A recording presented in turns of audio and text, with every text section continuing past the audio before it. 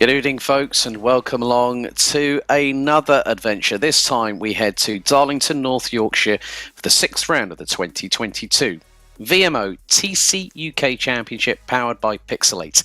My name's Alex Goldschmidt, back in the saddle once again for another exciting 3 races. So we have 4 more rounds to go after this one, but we've had the halfway point of the season, and it was a slobber knocker last time out in Cheshire at Oldson Park on the 7th of September. We've got Snetterton, Knockhill, Silverstone National and Brands Hatch GP to round out the season in the middle of November.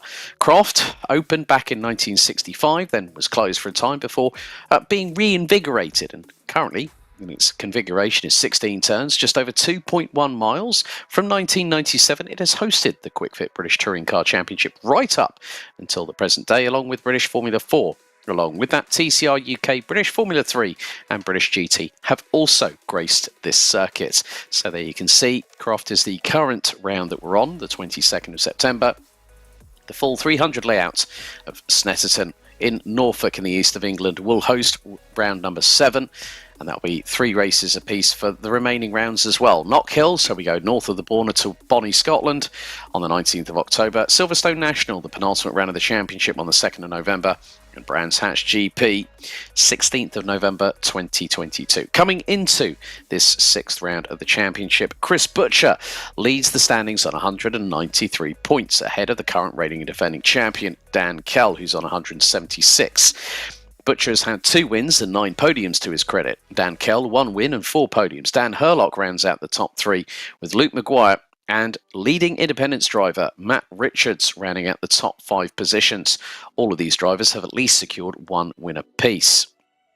Looking at the overall standings in terms of the teams, THR lead the way just by 8 points coming into this round of the championship, ahead of Zanjo Simsport, with E-Team Hard rounding out the top 3 positions, Drake Racing and Nocturne completing the top 5. And it's a spread of the best part of nearly 200 points between the teams themselves. Now, each of the drivers will be able to use either the Prime, and they'll have 1 use of the option tyre. Now, we have had qualifying, so you can see that John Monroe puts it on pole position ahead of Matt Richards. So it will be Ford versus BMW on the front row. Then it's Infiniti versus Vauxhall on row 2, courtesy of Lewis Redshaw and Chris Shepherd. Ryan Elliott and Cameron Brewster ran out the top 6 ahead of Callum Wilson. Ross McGregor, who was absent at Oldton Park but returns here for Croft, ahead of Tom Stevens and Kyle Benton.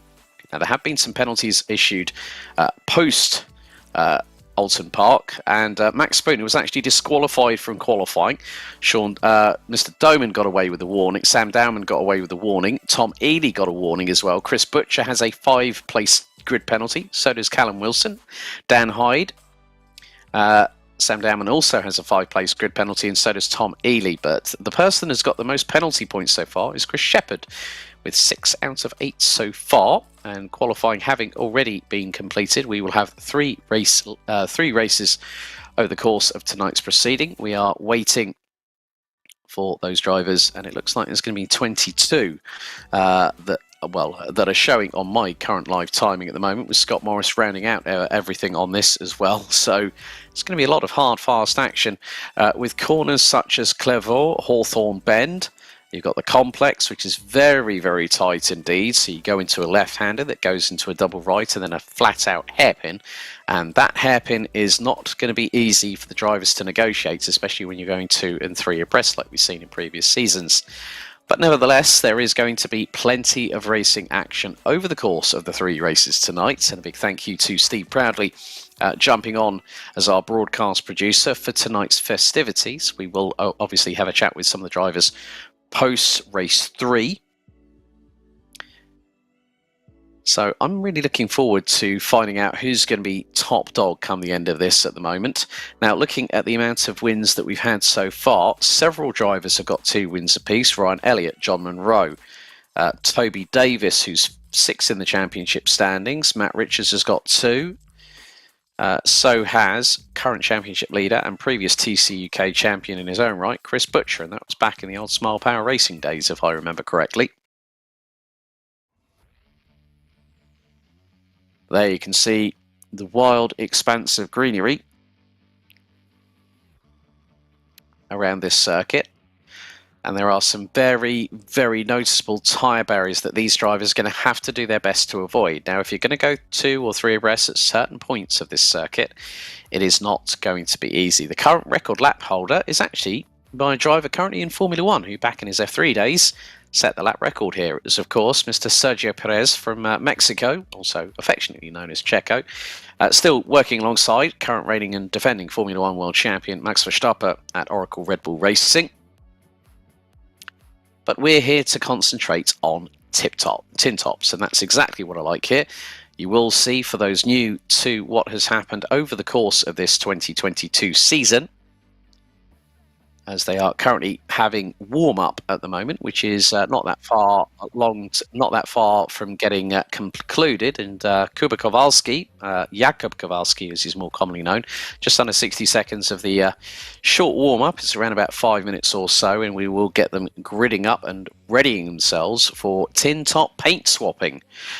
And I know for a fact that John Munro, who has not won a race since race 1 at Thruxton, so 2 meetings ago. So he did have a bit of a drama. He didn't score any points at round 2 at race 2 at Oldham Park. He was actually taken out on the very first lap going through into Old Hall, and his car was exiting stage right. Nevertheless, I hope for his sake, we have got Ross McGregor returning in the number 3 car. John Munro will be running in the same number as 2009 Formula 1 world champion, and also a man that in his debut season also raced with number 22, and not just Jenson Button, but the man that would then go on to win 7 Formula 1 world titles, take over 100 pole positions and over 100 taking over 100 victories. That man is, of course, Lewis Hamilton. So we will see. Dan Kell hasn't had a good qualifying in the number 1 car. He's down in 11th position post-qualifying, as warm-up is now being shown the check-in, and we're going to be very shortly going into the gridding up formation ahead of race 1 out of 3. So folks, I hope you got your beverage of choice by your right-hand side, and hopefully the popcorn is on the left, because these drivers will give no quarter. They will be making sure that the tyres will be up to temperature. They will go onto a full formation lap of this 2.127 mile circuit, which has a total of 16 turns. Not all of them are named, but some of them are iconic with regards to the British Touring Car Championship.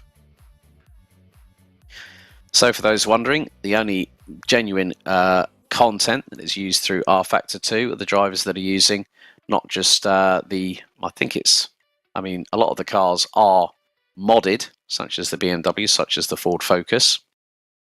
The Infiniti is a new addition to the R-Factor 2 platform and is genuine content.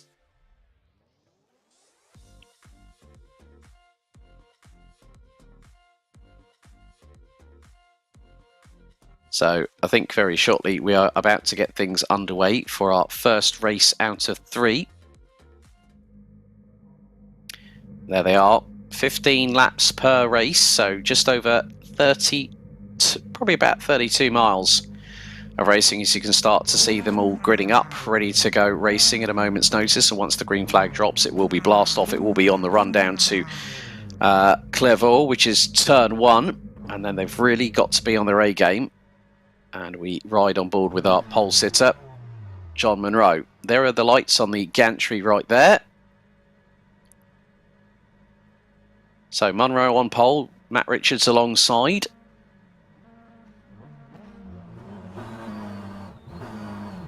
And it looks like we are getting underway with the formation lap. So not quite a blast-off start like David Addison would normally say. Let's blast off. Good start by. But Aerostream Motorsport makes its return to the championship as an independent. So I think if we can, let's see if we can ride on board with John Munro so I can take you through the section. So we're going to go on the roof cam. So we've just made our way through Hawthorns, now into the chicane. You can see how tight it is, and with those tyre barriers on the right-hand side and the left-hand side and the respective entry points. And then it's the run down to this very, very slight kink, but then there's going to be a hard braking zone coming up into the right-hander here at Tower Bend. And then a name synonymous with motorsport, particularly in Formula 1, Mr. Jim Clark, who also in his own right was a pretty dab hand behind the wheel of a touring car. We're now going to go through the Jim Clark S's at a fraction of the speed of what these drivers will be going into. Then it's a double right. And we've got Croft, which is this right-hand kink here. Then it's going to be on the brakes into sunny in. And then another right-hander. Bit not too dissimilar, like a couple of corners on a particular Italian circuit. So going through sunny in and sunny out, our equivalent of the Lesmos. And then into the complex. So it's a left-hander. You're going to go tight here. Keep it tight, go to the left, then through into this part of the complex before the next right-hander, and there is the infamous hairpin. As John Munro leads the field onto what will be the starting grid ahead of 15 laps of racing.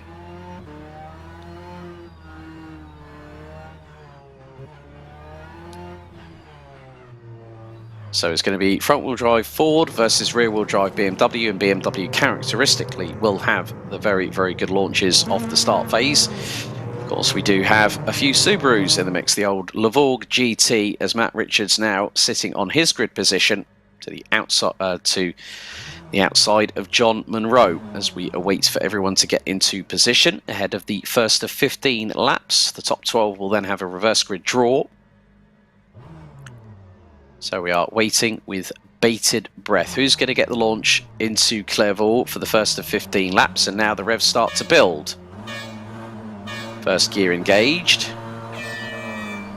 And the lights are out. Let's see who gets a good start. It's a very slow start by one of the E-Team hard cars, but Matt Richards gets the best start out of anybody. Chris Shepherd looking towards the inside early doors on John Munro as they head through into Clairvaux for the first time. Side by side at multiple points up and down the order.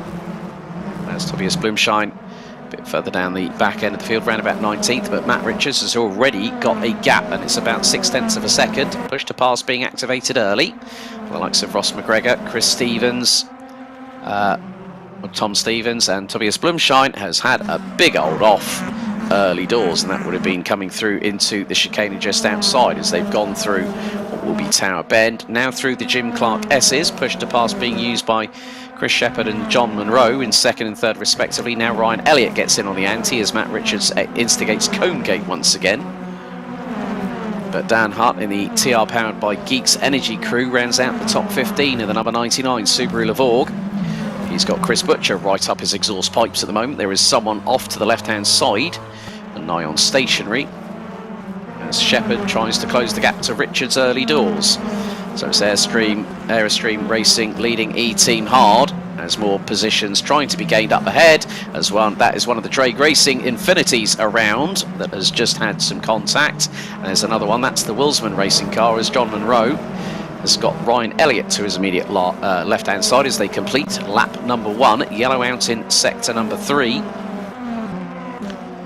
So John Munro keeping hold of third position, but the number 66 of Ryan Elliott from E-Team Hard. Oh, that was a bit of a bump on the curbs there through Clairvaux from John Munro as they go through Hawthorns. So on to lap number 2, out of 15 into the chicane.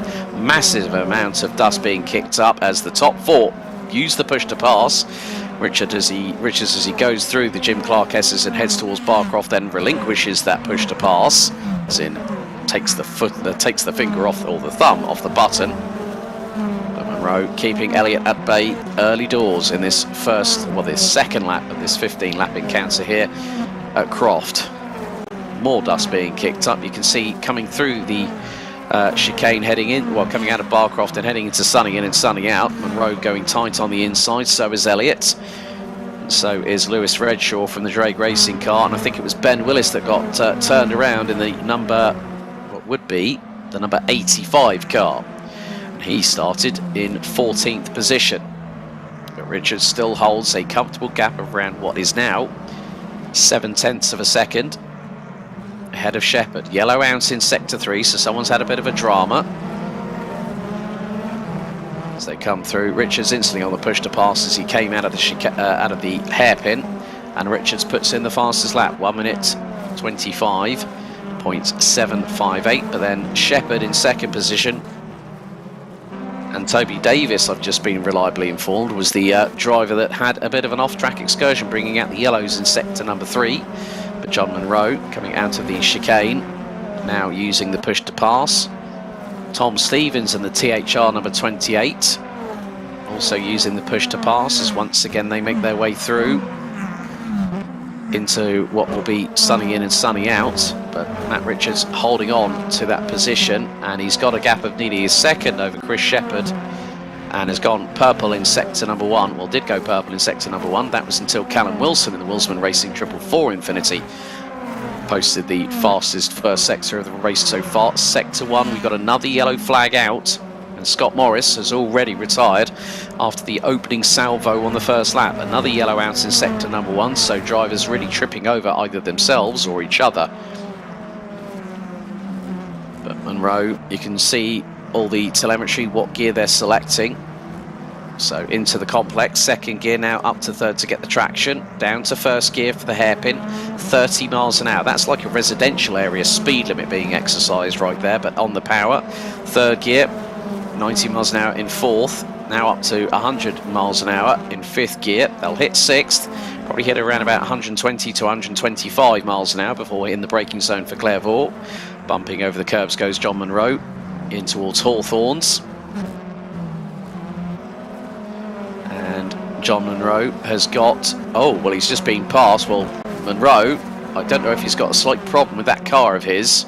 He might have had a lag spike there because he's just dropped to 8th position from what was 3rd. Tobias Blumschein looks to have been the one that caused the yellow out in sector 1, and the Richards & Co Ford Focus has retired from the race. We're on board with John Monroe, who's now got Cameron Brewster up ahead of him.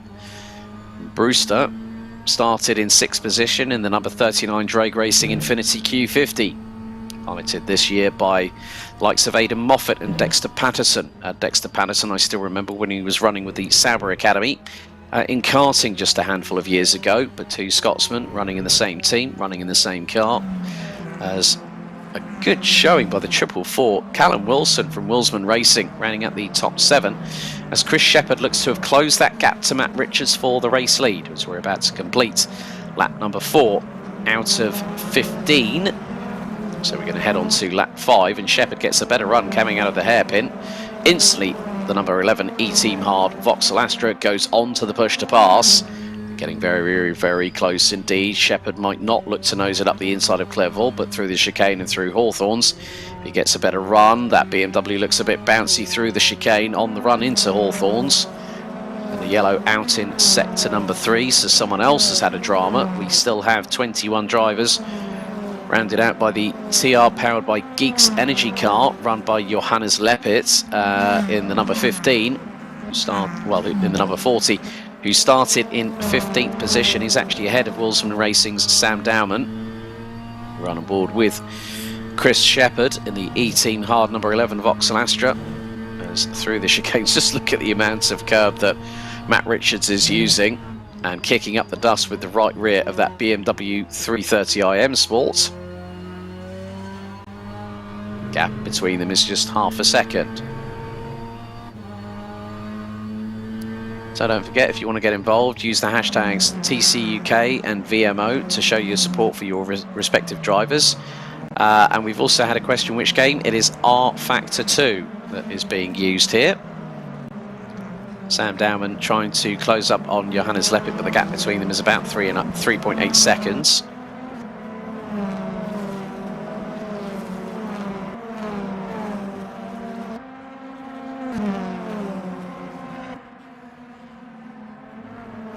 So on to lap 6, 10 laps to go of the first race, including this one. And Matt Richards still holding on to that lead of the race. Now the results from race 1 will set the grid for race 2, and then we'll have the top 12 reverse grid draw.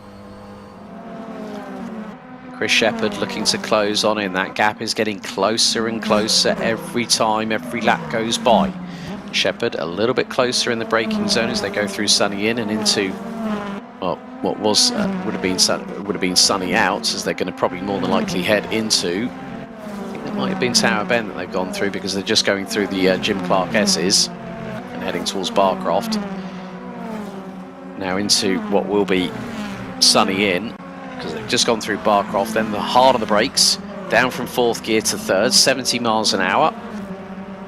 Then accelerates Going through Sunny out, then they're going to be hard on the brakes very shortly as they'll go into the first part of the complex. So into the left-hander, Cam Brewster battling while trying to close in on what will be Callum Wilson in another Infinity just ahead, but a good showing from Ross McGregor, up 2 places from 8th on the grid to P6. And Ross McGregor has had his best result was race 2 at Silverstone, where he picked up 2nd position. He's had 2/3 along the way. It's Callum Wilson looking to try and see if he can fire the Infinity up the inside of the Ford Focus, the number 3 from Sancho Simsport. Oh, one of the big old posts in the chicane heading towards Hawthorns. Adam Clairvaux has copped it. Richards now starting to extend that gap over Shepherd, and the gap was at one point 9/10 of a second. McGregor now battling away for Tom Stevens. They're going to go side by side. That's brave from the Scotsman. That would be going through into Tower Bend, as they're now going to hurtle their way through into the Jim Clark S's. See if we can ride on board with Callum Wilson in the 444, who's running at this top this 3-way scrap for 5th position. One of the THR cars, that might have been Chris Butcher, off into the background. As you can see, the lovely aerial view here from Callum Wilson. Here's Ross McGregor and the number 3 just up ahead, as they're now coming out of what will be Sunny out. McGregor goes rally crossing. Is he channeling his inner Colin McRae there, or Travis Pastrana? I'll have to ask him a little bit later on and see what the 64,000 Scottish pound answer would be to that one. Into the complex once again they go, and into the hairpin. So it's very, very close indeed. Callum Wilson really showing good credence here in that 444 Vilsman Racing Infinity Q50, but he's got to keep an eye on his 6, because he's got Brewster putting on the push to pass. And now this battle is really, the accordion effect is really coming on into the foreground, and the reason being is the fact that you've got Cam Brewster, John Munro's getting his arms well and truly stuck into this. Dan Hutt, who started in 19th position in the number 99 TR powered by Geeks Energy Subaru, now is in a genuine 10th position. We ride on board with Callum Wilson in the 444 Infinity as he battles away with Ross McGregor. And Stevens, McGregor, Wilson and Brewster all on the push to pass, like literally on the same time. You can see the digital display there. The speed is registering in miles an hour, as opposed to on a lot of other parts of R-Factor 2 you would see kilometres an hour. But Callum Wilson really keeping Ross McGregor very, very honest indeed. Lovely on-board shot there from the driver's field of vision. So they're going to go into the next part of the circuit, which will be the complex. And again, just look how close, how menacing is Wilson on McGregor. I think he gave him a little bit of a love tap behind, but he's got Cam Brewster, and there is another Scotsman in the form of John Munro. Munro put himself onto pole position, but I think he might have had a little bit of a lag spike that might have just caused him to drop a few positions in the process. But the BMW seems to be doing pretty well. Callum Wilson kicks up the dust through Clairvaux and into Hawthorns, but manages to keep the Infinity Q50 on the black stuff. Lap 9 out of 15 currently underway, so we've got 6 laps including this one. Infinity seems to have a good turn of forward momentum in comparison with the Ford Focus that seems to be doing quite good. Wilson has a lock-up on the right-hand side going into the next right-hander, which would have been Tower Bend. Now they hurtle their way, 5th gear, 110 miles an hour, and increasing the speed, full on the throttle, up to 6th. 128, nearly 130 miles an hour as he went through Croft. Hard on the brakes down to 6th gear, down to 3rd gear, 67 miles an hour, as you can see on the indicated gear, RPM and speed on the bottom right-hand corner. But he's not that far away. He's been waiting and biding his time, but unfortunately Callum Wilson is in a bit of a touring car sandwich, because we've got 2 Infinities making up the meat of it. Oh, Brewster has a little tangle with Wilson, and that compromises Munro in the process. He nearly goes into the back of the number 39 from Drake Racing. Brewster, I think, got a bit of a difficult exit, and that compromised Munro, and then Dan Hutt is with them. The Subaru has jumped its way up 10 places to 9th. Max Spooner rounds out the field in 20th position. Chris Shepherd we lost on lap number 8, unfortunately. So that is 3 out of the 23 starters that have failed to finish this opening race of the evening, as we still have 2 more to go after this one. But Monroe hanging on by his coattails on this, but you can just see it is the Ross McGregor train, and he's being followed by Wilson, Brewster, Monroe and Hutt rounding out the top 9. So a 5-car squabble over 5th place, as Matt Richards now starting to extend that gap over Ryan Elliott to the tune of what is about 1.3 seconds. And there is Ryan Elliott, who has got past Lewis Redshaw. Redshaw rounding out the top 3. And then it's a whopping 3.7 seconds back to Tom Stevens from THR. But he might have to keep an eye out, because he could become the front of that train, the way that Ross McGregor is reeling him in at a comfortable rates of knots. Yellow out in sector number 3. Brewster looks for the move on Wilson going into the complex, as does Monroe on Brewster. Dan Hutt just has got the ringside seat and waiting for something to transpire in front. Another yellow out in sector number 3. 5 laps to go, including this one. Wilson kicks up the dust as he comes out of the exit of the hairpin. So on to lap number 11, another yellow out in sector 3. These yellow flags are starting to become a bit too regular now, as Chris Shepherd, so at the moment Max Spooner has become the latest casualty, and that was on lap 9, so I think he might have brought out the yellow. So the Quartermass Racing Ford Focus out of the race itself. Callum Wilson still doing a great job. He's actually starting to pull away from Cam Brewster. He's got John Monroe right up his chuff. And Dan Hutt's got the old Aidan Millward tactic going. The headlights are ablaze on the Subaru Levorg GT. Piloted in previous years of the British Touring Car Championship by the likes of Colin Turkington. And also Jason Plato, who is in his swan song year in the Quick Fit British Touring Car Championship this year with BTC Racing aboard the Honda Civic, right there, coming towards the end of what's been a very quick 12 laps. But yellow out again in sector number 3, so someone has had a massive off, but still we're rounded out by Johannes Leppert from TR, powered by Geeks Energy, and Leppert started 15th. Currently in 19th position, so it hasn't been a good run.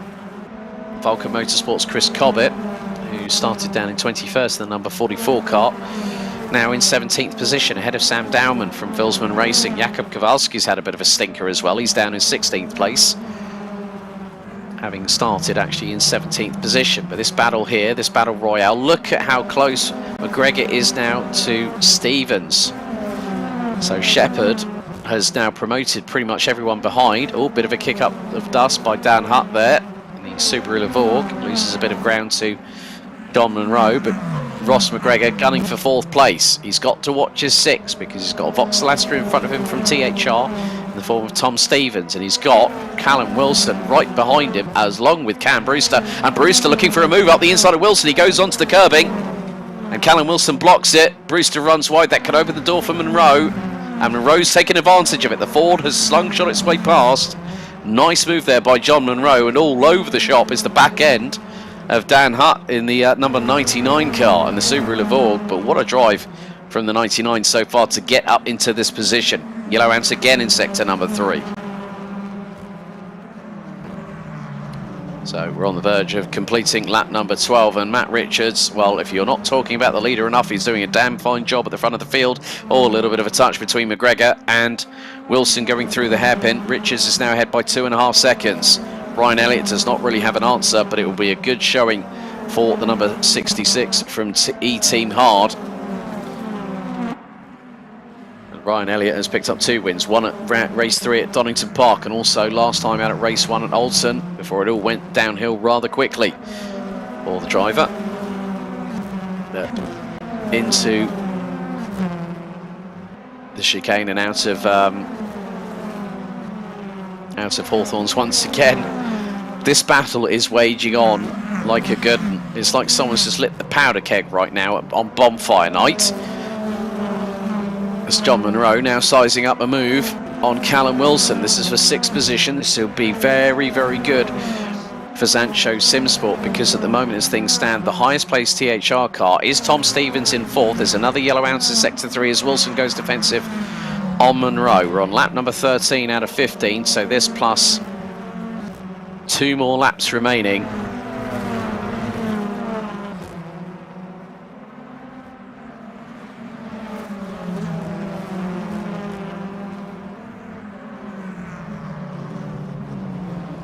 Look, it's all the accordion effects happen again. Wilson was stuck between his Sancho Simsport Ford Focus sandwich, and now they're pit boxing him in. Monroe up the inside of the 444. Monroe could get the run coming out. They bash door panels ever so slightly. The Ford and the Infinity trade paint. But Wilson's going to have the run going into Clairvaux unless Monroe decides to be brave at Brayson. And that could very much be the case with the Flying Scotsman right now. And he's hanging around the outside. Oh, he's got through. He's got through before Hawthorne's inspired move there by John Monroe. Callum Wilson puts down the throttle, the back end of the Infinity, steps out to the left-hand side very briefly through Hawthorne's, nearly allows Cam Brewster to get through and get a sniff, and back into the mix is Dan Hutt in the number 99. Now through into the Jim Clark S's. The Infinities are side by side. Wilson's going to have the inside run through into Barcroft and into Sunny Inn. And he's going to keep... Oh, he's forced him off. That was through Tower Bend. Callum Wilson absolutely inspired on that particular occasion, but Cam Brewster again to the outside.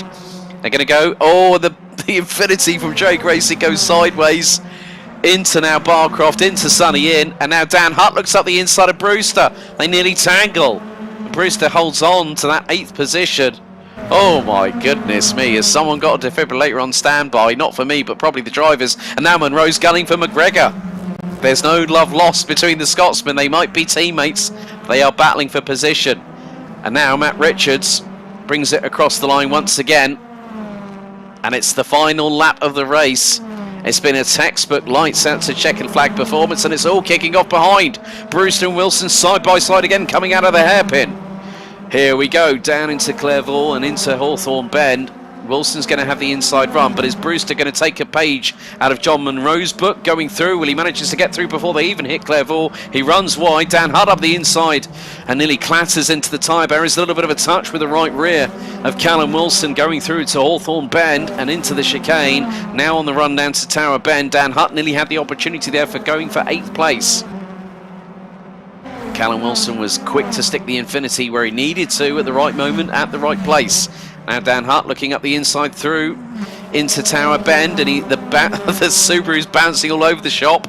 Now through into the Jim Clark S's. They are nearly rubbing paint. Dan Hutt will now get the run going down into Barcroft if he's very, very lucky. They're both nearly run wide. Wilson runs wide, Hutt up the inside. Wilson keeps a pin through Barcroft at that rate of speed. Hutt up the inside through into Sunny Inn. They both tangle again. This is all fair racing, and Wilson again swapping paint with Dan Hutt as they come through.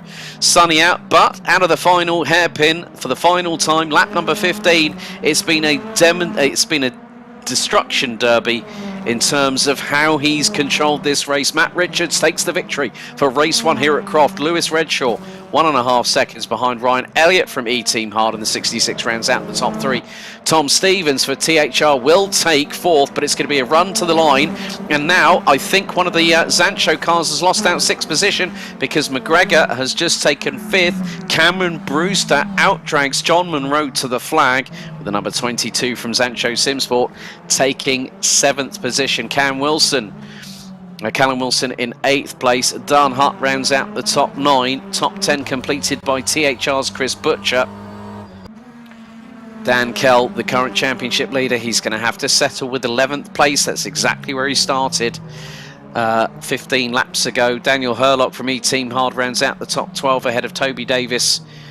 Ben Willis in 14th, having a dramatic spin on the opening lap. He recovered ahead of Kyle Benton from Vulcan Motorsport. Jakob Kowalski and Sam Dowman make sure that all 3 Vilsman racing cars make it to the checkered, with Johannes Leppert and Chris Cobbett rounding out the 19 strong. On lap 8, we lost Chris Shepherd, Tobias Blumschein on lap 2, and Scott Morris on lap 1, and Max Spooner from Quartermaster Racing unfortunately retired on lap number 9. But Matt Richards takes what is now his 3rd win of the season. He's had 3 wins, 2 seconds, and 2/3 so far this season, despite having missed out at Oldham Park. Well, what a race that was, folks. Matt Richards dominated proceedings, winning ahead of Lewis Redshaw. A good showing from Redshaw in his own right. And to be completely honest, Redshaw, I'm just looking at where he is at in the standings. Well, it was Ryan Elliott that took the win. It was race 1 at Oldham Park, Dan Keller, and then it was Luke Maguire who actually took race 3 at Oldham Park. But there's the top 10 with Richards winning from Redshaw, Elliott, Stevens, McGregor out-dragging Brewster and Monroe to the line. And then we had Callum Wilson, Dan Hart and Chris Butcher completing the top 10. Adam Langston says, excellent race. Yes, it definitely was. We've still got 2 more to go. Dan Kell, ahead of Daniel Hurlock, Toby Davis, Ben Willis, Kyle Benton, Jakub Kowalski, Sam Dowman, Johannes Leppert and Chris Cobbett rounding out the 19 cars that completed the full race distance. Chris Shepherd, Tobias Blumschein, Scott Morris and Max Spooner. Well, Max Spooner unfortunately disqualified on lap number 9, possibly for too many track infringements. Not 100% sure on that one. But that wraps up things for race 1. We will be back after an advert break, a little bit of a respite. I need to get some hydration, as you can probably hear in my voice, but we'll be back very, very soon for race 2 coming up next.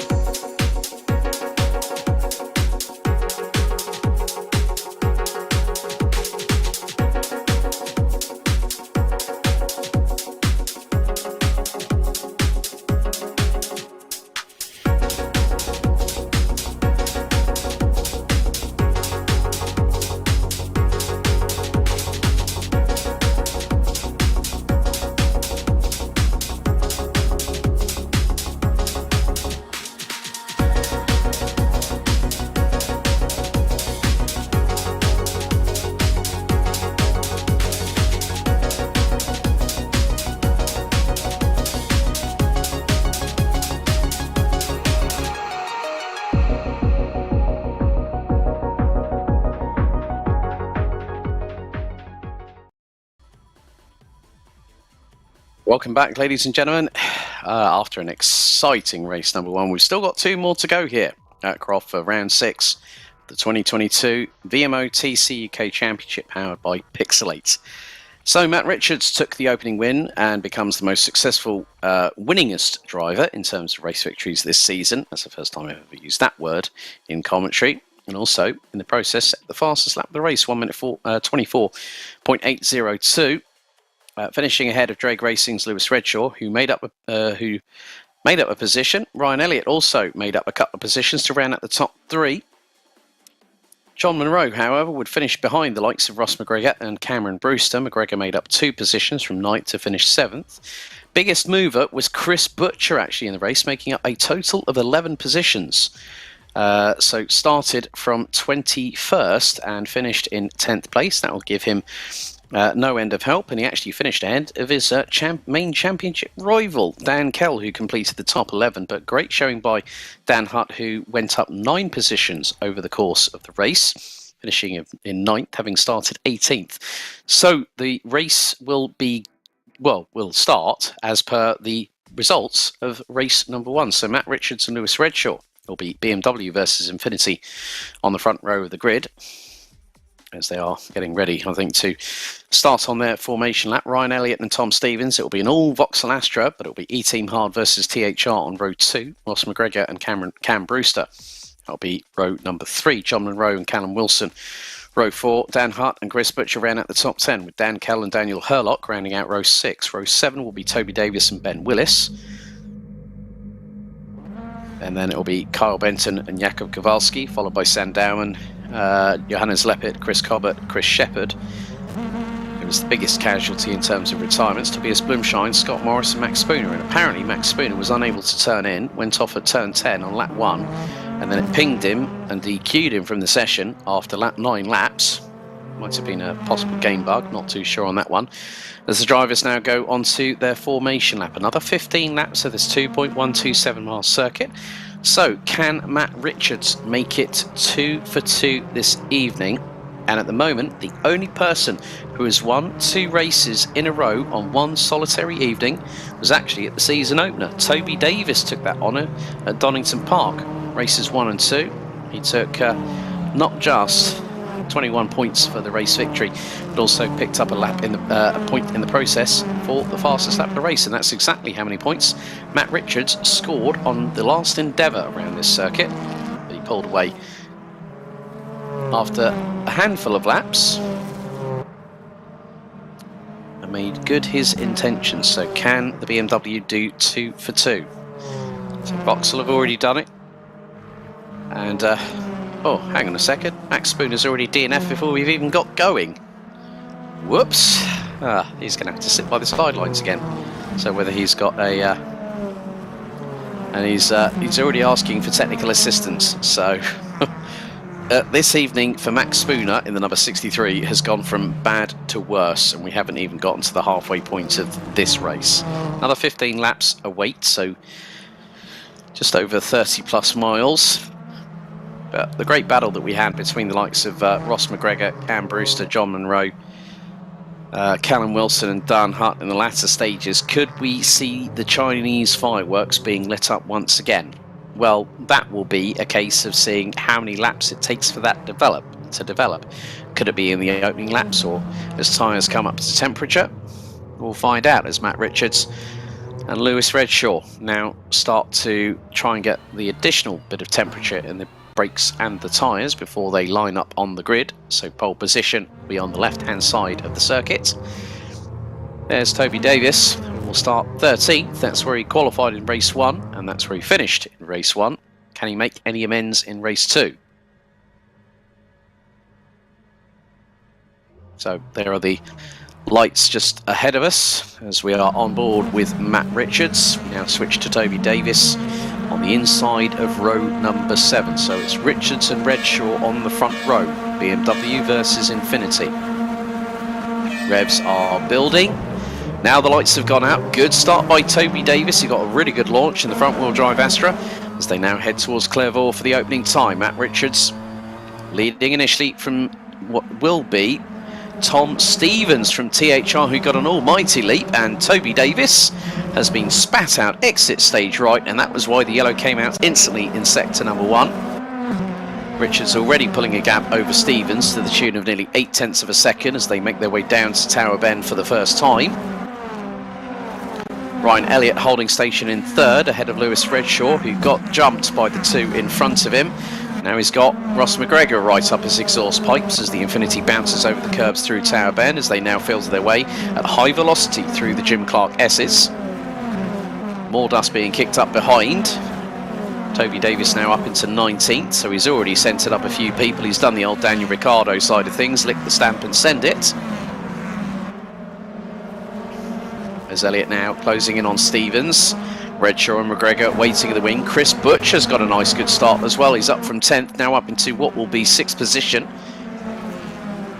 As Redshaw trying to look up the inside of Elliott there as they head into the complex for the opening lap out of 15. But already Matt Richards has got a comfortable gap. It's over 1.7 seconds as they exit out of the hairpin. Elliott leading the train behind, which includes the likes of Messrs Redshaw, McGregor, Butcher, Brewster, Kell, and John Monroe's ended up all the way down to the back of the grid. He's down in 21st as the Scotsman, so he's got some moves to make. Through Clairvaux, through the chicane and into Hawthorns once again. Now, as they sweep their way round the right-hander through into the chicane, everyone sort of near on straight lining it, and the top 5 already on the push to pass. Quicker than you can say there's a rat up a drain pipe. But one car going side by side, that is McGregor versus Redshaw. McGregor's gotten ahead going through into Tower Bend. He's going to keep it pinned around the outside, but Redshaw pushes the Infinity up the inside. Brewster goes wide coming out of Tower Bend. And McGregor again trying to force the window of opportunity to be opened. Not let it happen, just force it open and see what transpires. Now he's going to launch it up the inside into Sunny Inn. There was no room in the inn there for the Scotsman, but now he's being caught hand over fist by Chris Butcher. Dan Kells also had a good launch. He started from what was 11th position, and now he sits in 8th place. So that's 3 positions gained by the reigning and defending champion as they bump their way over the curbs and through the apexes in the mid part of the complex, now through into the hairpin. Slow speeds, it's slow in, fast out at the hairpin. There's Ryan Elliott trying to pull along with Tom Stevens in the THR car, the number 28 that rounds out the top 2. Matt Richards with a 1:25 flat lap time. That's the fastest lap of this race. As Chris Butcher bumps his way through Clairvaux into the chicane, now into Hawthorne Bend. He's taking a tighter line than Cam Brewster, who is trying to close in on him in the number 39 Drag Racing Infinity, but Butcher has stretched a little bit of an advantage whilst using the push to pass. Kell's on the push to pass as well, and he's closing in on Brewster and is about 0.4 of a second behind the Infinity that rounds out the top 7. Herlock, Wilson round out the top 10. Davis now up into 16th position. Despite that spill earlier on in the race, Toby Davis has absolutely launched it up the field. Now some of the drivers will be on the option tyres, and my guess is Toby Davis is using the prime tyre. He's not using the option. Chris Butcher used the option in race 1.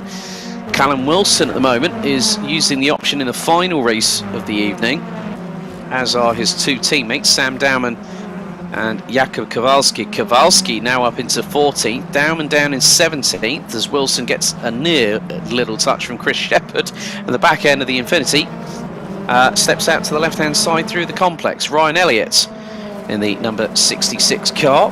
Let's see what he's running on. He used the options, as did Dan Herlock in the opening race, so Chris Shepherd is holding on to his for the final race itself. We're underway, lap 3 completed, on to lap 4 we go, so 11 including this one still on the bounce. And Matt Richards, well, he's pulled away. He's probably now in South Yorkshire as opposed to North Yorkshire. He's about 4 seconds up the road from Tom Stevens, who still is holding on to 2nd. But Stevens is going to come under threat from Elliott, Redshaw, McGregor, Butcher, Brewster, Kell. Look at the train behind the number 28 THR car.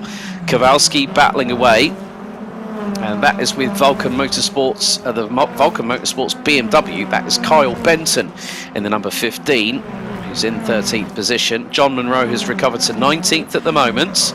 As McGregor, rubs paint and then some. I think they might have gone down to the composite on those cars. That's going to allow Butcher to get through if he sees the room in at the inn. And Butcher has gone into the slipstream of Redshaw. And now they've got another Infinity. There's a touch between McGregor and Redshaw. And McGregor just literally does a John Cleland. And Butcher has mugged a lot of them behind. Dan Kell's in the mix with this one. So is Ben Willis, who's up to 10th place. Callum Wilson is also in there. So now Ross McGregor is leading the train for 4th. Butcher already on the push to pass. Kell looking towards the outside of Redshaw. This is getting a bit too close to comfort because someone could go exit stage left through Clairvaux. They luckily enough don't have that happen. And it's 2 abreast. Kell to the outside of Brewster. Or is that Willis? Well, it's Redshaw now because Redshaw's dropped behind Butcher and Kell's got through. Kell has got through up into 7th position. So Kell with an absolute diamond drive there, but they're going to go through in towards Tower Bend. This could get very, very nasty very, very quickly indeed. Kell to the inside, Brewster to the outside, Willis in behind, and Willis and Brewster both kick up the dust. Yellow out in sector number 1, so someone's had a bit of a drama. McGregor already on the push to pass as he's trying to get away from Chris Butcher. Dan Kell really closing in on Lewis Redshaw for 6th position. But Dan Kell is the Ford Focus meet in an Infinity Q sandwich, a Q50 sandwich, and that could have multiple layers because the bottom part of the sandwich has 2 pieces of bread. Sorry about the sandwich analogy there, folks, but that's normally what happens when you see one car stuck in a haberdashery of other makes and models. Callum Wilson nearly loses it going through into the tighter part of the complex around the outside. That is Daniel Hurlock trying to go around the outside. That was Ben Willis in the 85 drag racing. Ben Willis was using the BMW 330 last season, and then they switched to Infinity Power. Has worked to their advantage at certain parts of the championship, but at the moment here at Croft, seems like the BMW's the big kingpin, so to speak, because Matt Richards now has a 4.2 second advantage over Tom Stevens, and that gap is growing in leaps and bounds. Dan Kell once again closing in on Lewis Redshaw. They both use the push to pass as they run down into Tower Bend, and now it's going to be the run through into the Jim Clark S's before Barcroft, and then Sunny in and Sunny out. Still a lot to play for in this race. With the top 12 having a reverse grid, as in whichever number gets picked is the one that ends up on pole position, and everyone behind or everyone in front is then having their position reversed. But there has been a drama behind, and that was going through into Sunny in.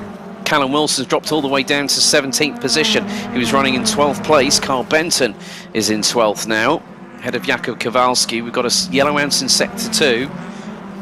So we've only had one retirement. That was a DNF before he'd even got a start, and that was Max Spooner in the number 63 car. But Tom Stevens from THR starting to try and close that gap on Matt Richards as we're on to lap number 7.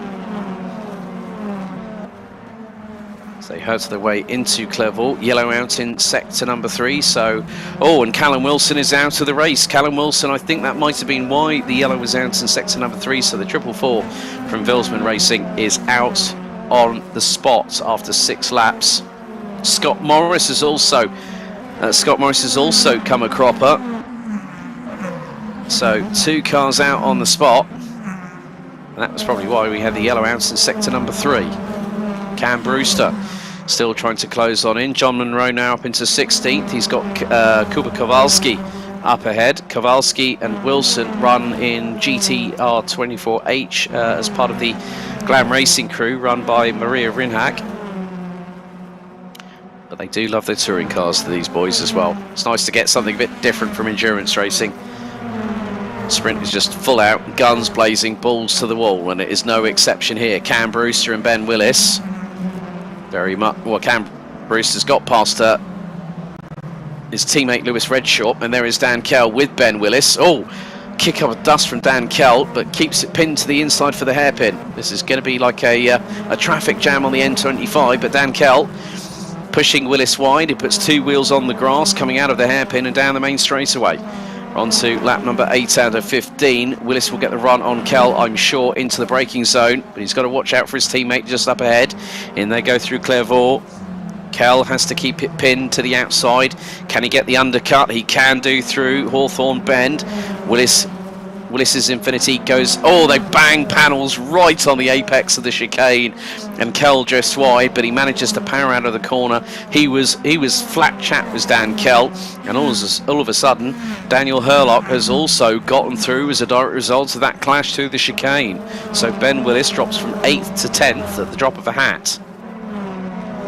Down to 20 cars. Chris Cobbett from Vulcan Motorsport rounding out the 20 strong, still running on the circuit as Ben Willis trying to see if he can get an opportunity to get back past Daniel Hurlock in the E-Team hard car just up ahead, the number 11, as they're going through into, they've just gone through Barcroft and into Sunny In, now into Sunny Out before heading into the tight complex. And again, Dan Kell goes rally crossing. He did a Ross McGregor right there and then.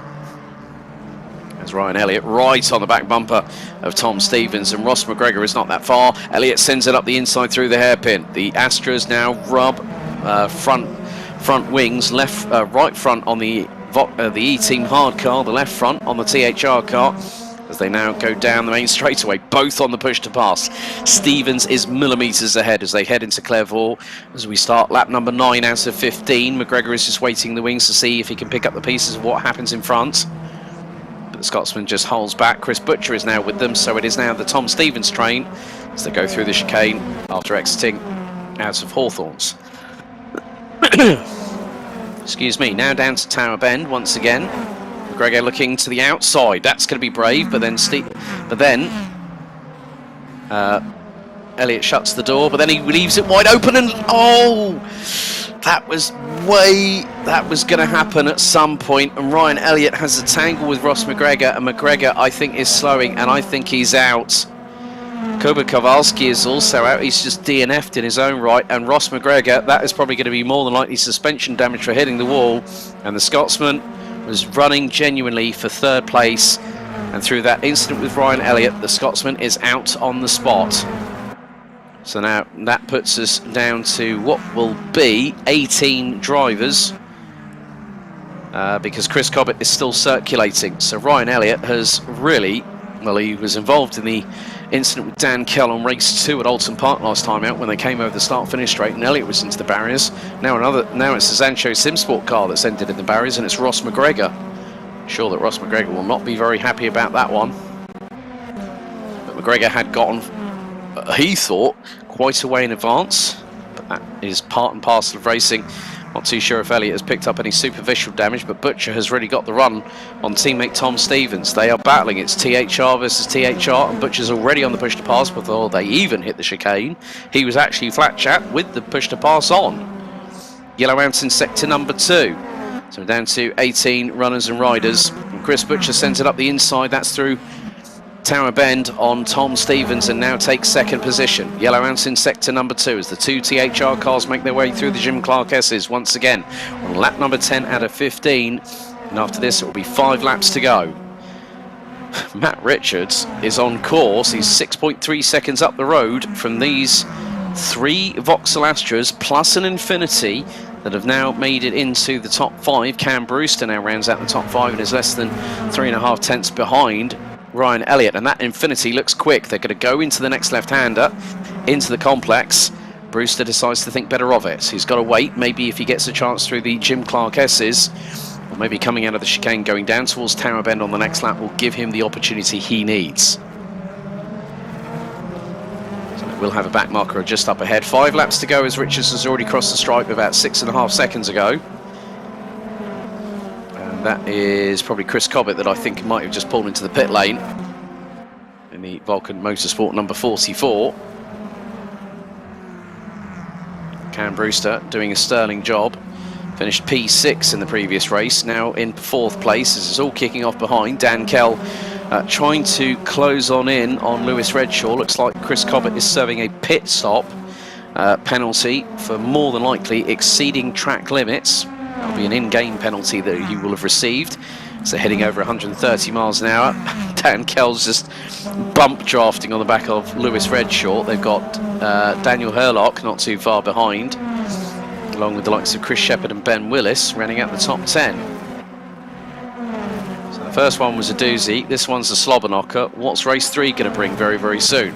On to lap number 11 out of 15 as Dan Kell trying to get his opportunity to go up into 6th position. Cam Brewster now on the back of Tom Stevens, whose pace looks to have dropped significantly. And now Brewster looking towards the inside. He nearly went 2 wheels on the grass. The pair swap paint into the complex. Brewster up into P3.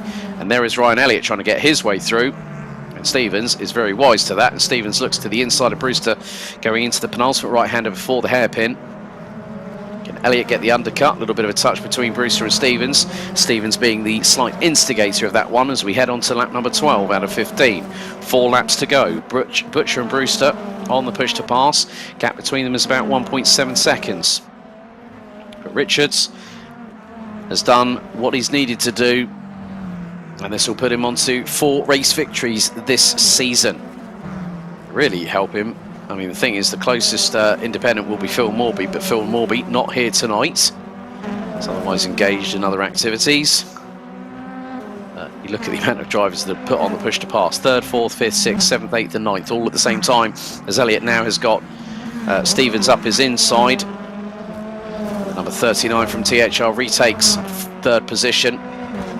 Keep your eyes on what's happening with these drivers, because this could be very much coming to blows very soon. It normally does happen if one driver gets a little bit of pent-up frustration because they're not able to get past. Sometimes a little bit of desperation does not give anyone the benefit of the doubt.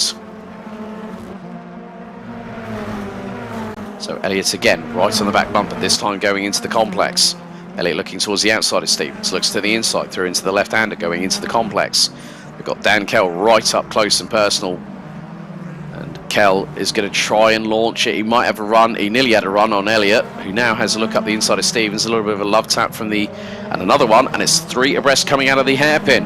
And now Dan Kell, look at him. He's on the outside. Kell's got the push to pass. He's edging ahead of both cars. He's ahead of Stevens. He's ahead of Elliott. That's now 4th place for the defending champion, as the 2 Astras side by side through Clairvaux into the quick chicane, now into Hawthorns, and Stevens holds on to 5th position. But a great move there by Dan Kell, using the ultimate opportunistic move through the hairpin to make it 3 abreast. A little bit further up the field, Brewster is pressurising Butcher for 2nd position. And all the while, this is allowing Matt Richards to edge away. Got around about 2 and a bit laps to go, including this one, as Butcher's on the push to pass to defend against Brewster. Brewster waiting now. Kell and Stevens on the push to pass. So is Elliott through the same part of the circuit. Brewster really looking through as they go through Barcroft into Sunny Inn, hard on the brakes, down from 6th gear at around 120 miles an hour. Into 3rd, now into Sunny out. Brewster already on the push to pass before he's even exited the corner. Now into the complex. Brewster looking to the outside. Butcher takes the tighter line.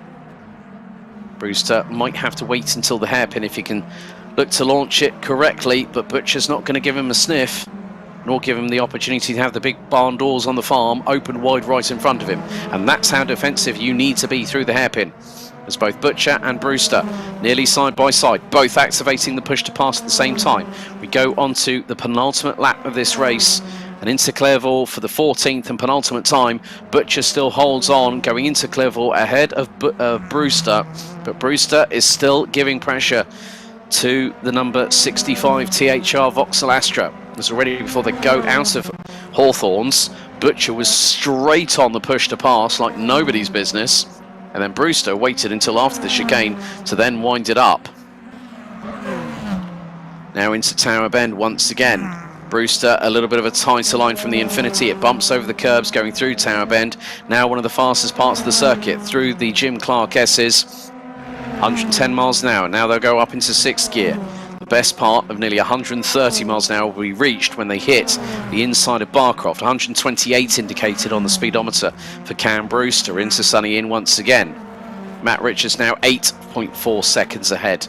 of these two, and they're still squabbling like two petulant children over the last swing in the playground, as now Brewster sizes it up, going through into the complex, and once again Butcher had the presence of mind just to keep that car in front. So Matt Richards now will go on to the 15th and final lap. The Aerostream Motorsport BMW has been dominant. May have taken second in qualifying, but has led every single lap of this race so far.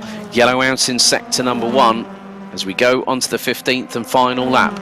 Brewster looking at every way he can in his power to try and get past Chris Butcher into Clervaux for the final time.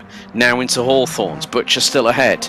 And look at this, Ryan Elliott side by side with Lewis Redshaw heading into Clervaux, and it's 2x2 hurrah a little bit further back, because you've got the likes of Tom Stevens and Daniel Hurlock embroiled in a battle, and that is for position. That is for 7th on the road. Behind them they've got Chris Shepherd and Ben Willis, and with that will be Johannes Leppert from TL, powered by Geeks Energy, in the other Subaru Levorg. But Matt Richards at this moment in time is making his way through the Jim Clark S's. These two now are only just about to make their way through into that, having gotten out of Tower Bend. Now they're going to be heading into Barcroft. Look at the rate of knots as Brewster looks for the inside. Butcher pulls to the left and then instantly cuts across the front bumper of the Infinity. But Matt Richards is not that far away from completing a double for the first time since the opening round at Donington Park, as Brewster again looks for the inside going into the complex. Matt Richards, it's not just one, it's two in a row for the number 4 Aerostream Motorsport BMW, as Brewster trying to get past Butcher, and there is Dan Kell. Dan Kell has had an absolute storm of a race, up from 11th to what is going to be P4 on the road, but it is going to be Chris Butcher that holds on to second at the death ahead of Cam Brewster. Dan Kell, and there is Lewis Redshaw, who wins the battle for 5th position, and everyone's squabbling over the scraps over the table behind, and that is going to be Daniel Hurlock beating out teammate Ryan Elliott. Also Chris Shepherd made his way up from what was a significant drop down the order, made his way up what would have been 12 positions from 20th.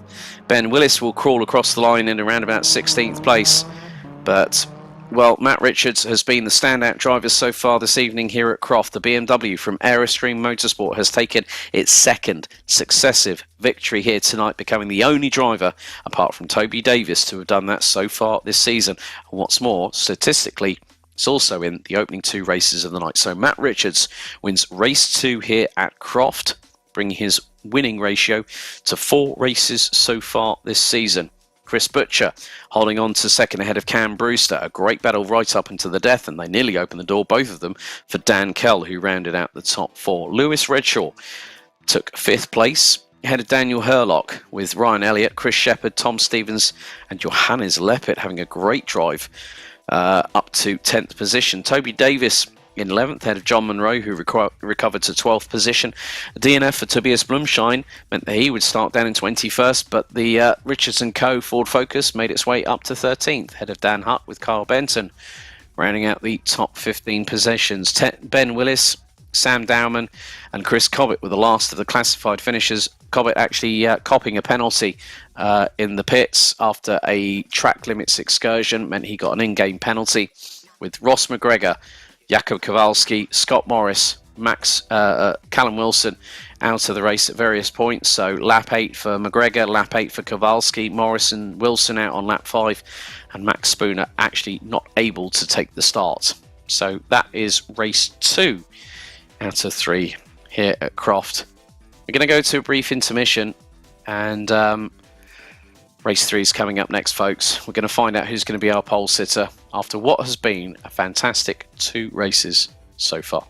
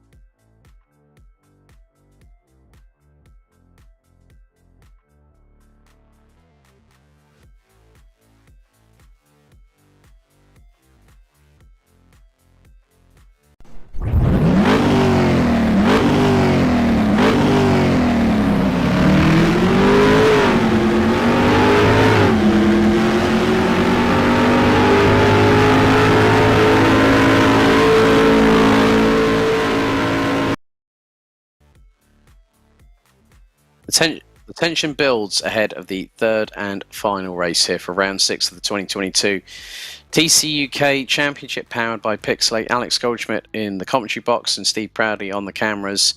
Well, we've had our casting vote as to who has picked up the reverse grid race 3 pole position, and it is decided between drivers that finished 6th, between 6th and 12th. It was the 8th place driver, thereby Chris Shepherd from E-Team Hard in the number 11 will be on pole position. So that reverses basically the top 8.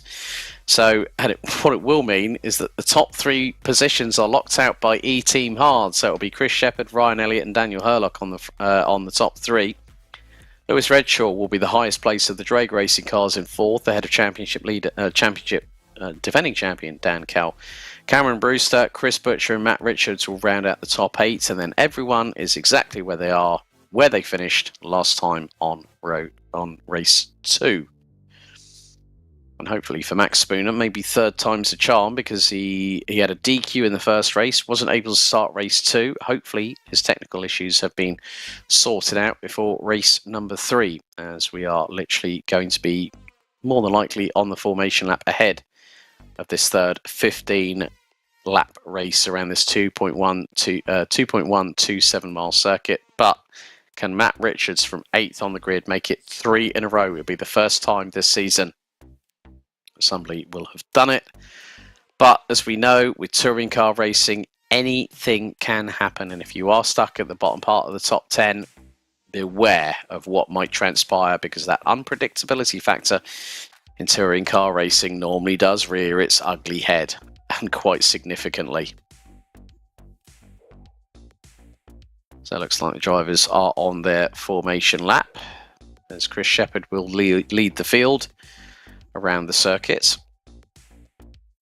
A full tour of this circuit that was reopened back in 1995, but originally based on an old airfield site, opened it originally in 1965. And there are the cars on their formation lap. So can Matt Richards become the first driver this season? He will have ballast on board as well, along with the push-to-pass system. So can that 330 IM Sport make good its intention going through the field? If they start battling in front of him, he might have an opportunity of getting through and getting some positions whilst everyone loses their heads, and that can sometimes happen. But you've got the 3 E-Team Hard cars at the front of the field, and it could be an Astra meritocracy for the top 3 come the end of this race.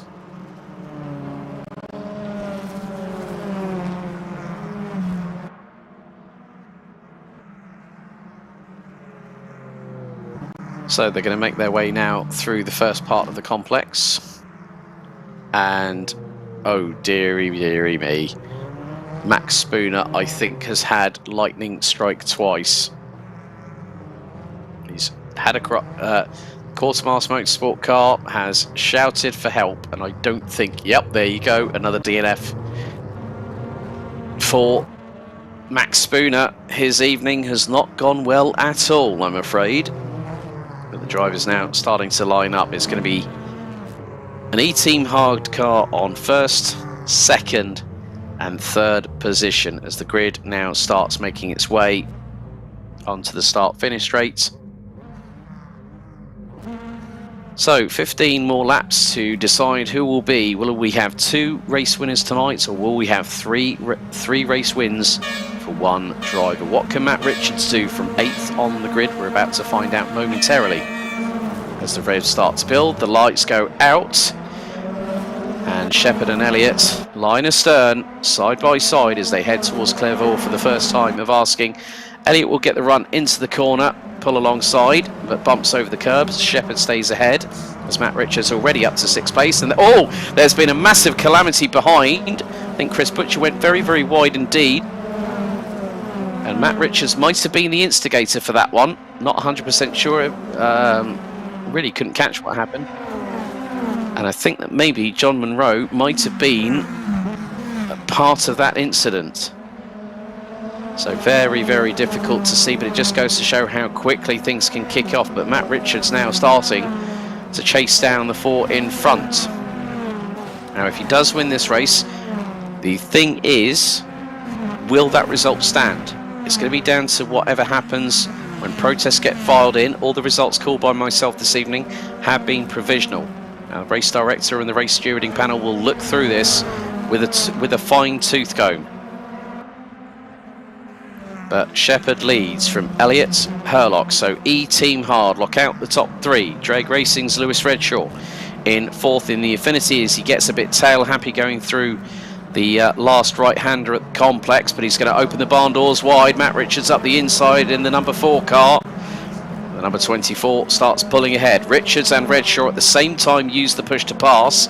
Richards will look for the undercut if he can going through into Clairvaux, but Redshaw looking up the inside of Herlock. Bumps over the curbs, runs a little bit wide, nearly gets the touch from behind courtesy of Richards. Shepherd now has a lead of just over 1.2 seconds ahead of Ryan Elliott, with Herlock rounding out the top three. Redshaw and Richards in battle. The lines have been drawn. The war has yet to be won. We still have this plus 13 more laps to go. Through into Tower Bend, Chris Butcher battling away with Tom Stevens. They've got one of the, that's Dan Hutt up again into the top 10. So the 99 has had a good score here. Oh, that was very, very close indeed. That was, now they're going through Barcroft. Richards goes sideways. Richards goes sideways into the approach into Sunny Inn. And I think he's just had a Code Brown moment and maybe had the standby electric defibrillator required if needed. I don't know how the hell he hung on to that one, but he must have kept the throttle planted and turned in and braced himself for what was going to happen next. But a very, very good save from Matt Richards. Yellow out in sector number 2. So I think Chris Cobbett is stationary.